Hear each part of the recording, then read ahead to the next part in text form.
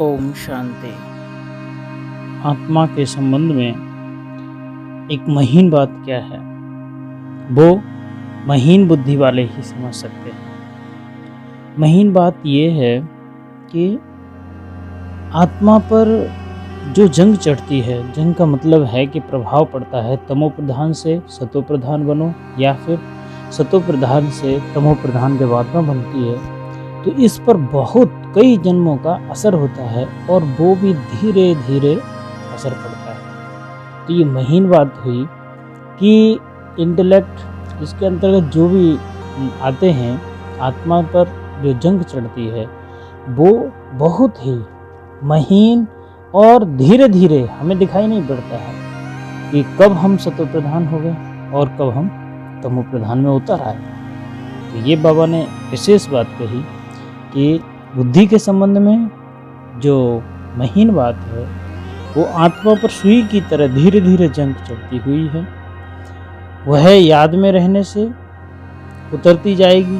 जब जंग उतरे अर्थात आत्मा तमो प्रधान से सतो प्रधान बने, तब बाप की खींच हो और वह बाप के साथ वापस जा सके। जितना जितना जंग उतरेगी उतना दूसरों को समझाने में खींच होगी। ये बातें बड़ी महीन हैं जो मोटी बुद्धि वाले समझ नहीं सकते हैं। इसीलिए बाबा ने कहा कि अब घर जाना है, इसीलिए देह सहित देह के सब संबंधों को भूल माम एकम याद करो। बाबा को याद करना है कैसे? सारे संबंधों को भुला करके हमें याद करना है। बाबा कहते हैं जो ये गीताएं पाठशालाएं हैं उन्हों को तो भगवान वाच कहने से श्री कृष्ण ही बुद्धि में आएगा।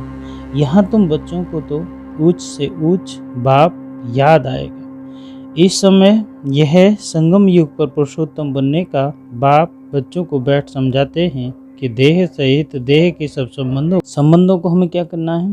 तोड़ अपने को आत्मा समझना है।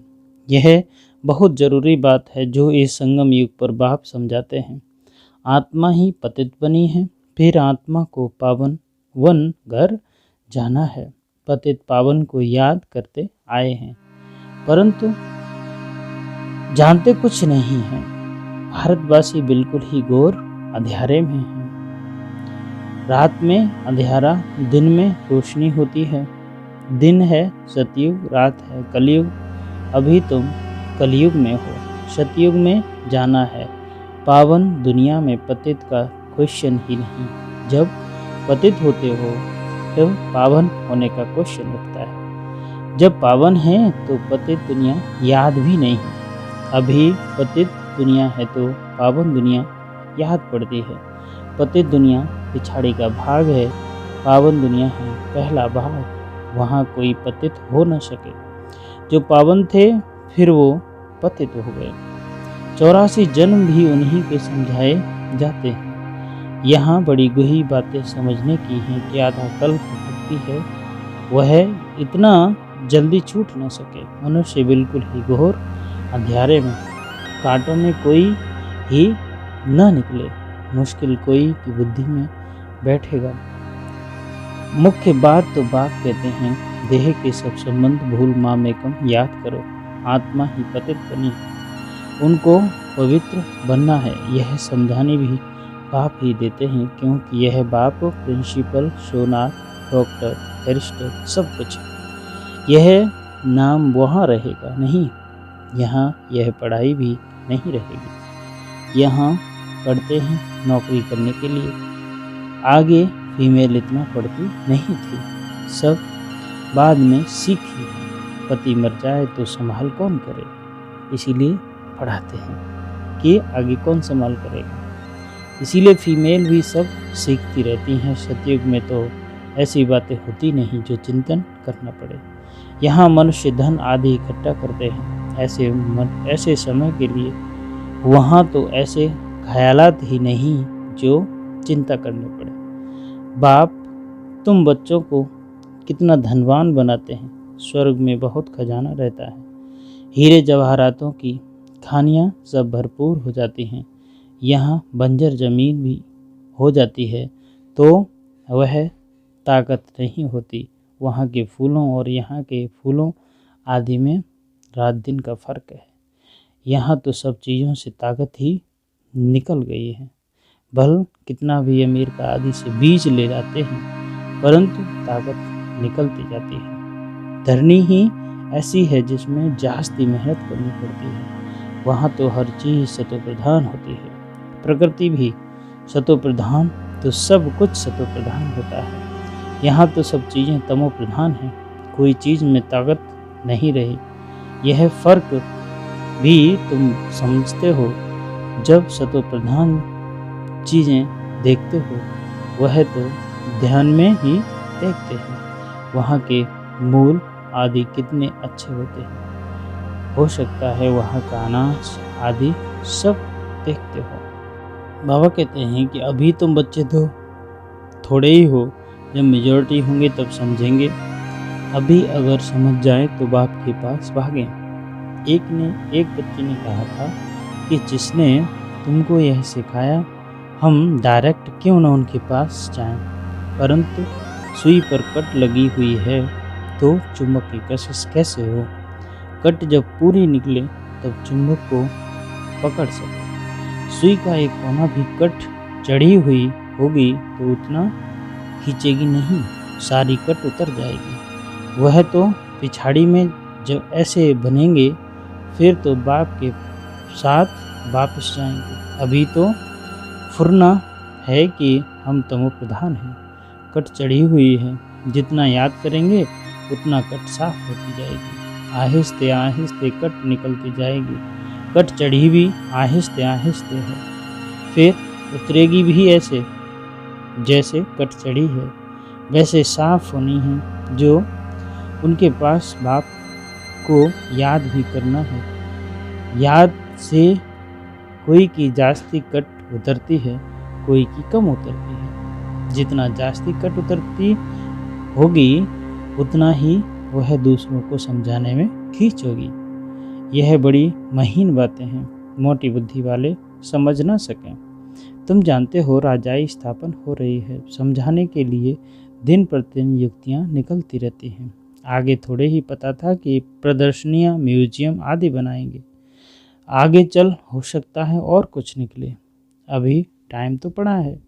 स्थापना होनी है, हर्ट फेल भी नहीं होना है। कर्मेंद्रियों को वश नहीं कर सकते तो गिर पड़ते हैं। विकार में गए तो फिर सुई पर बहुत कट लग जाएगी। विकार से जास्ती कट चढ़ती जाती है। सतयुग त्रेता में बिल्कुल थोड़ी, फिर आधा कल्प में जल्दी जल्दी कट चढ़ती है, फिर गिर पड़ते हैं। इसीलिए निर्विकारी और विकारी गाया जाता है। वाइसलेस देवताओं की निशानी है ना। बाप कहते हैं देवी देवता धर्म प्राय लोप हो गया है। निशानियाँ तो है ना।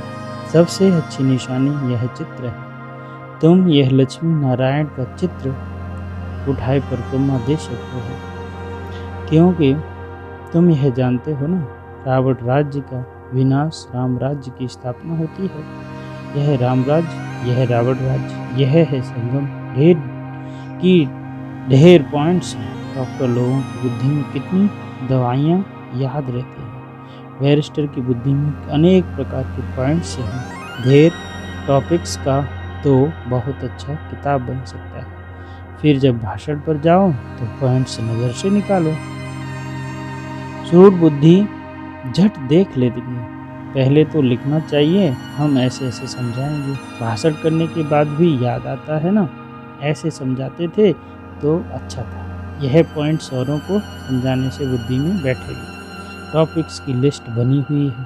फिर एक टॉपिक उठाए, अंदर में भाषण करना चाहिए या लिखना चाहिए, फिर देखना चाहिए सब पॉइंट्स लिखी हैं। जितना माथा मारेंगे उतना अच्छा है। बाप तो समझाते हैं ना, यह अच्छा सर्जन है।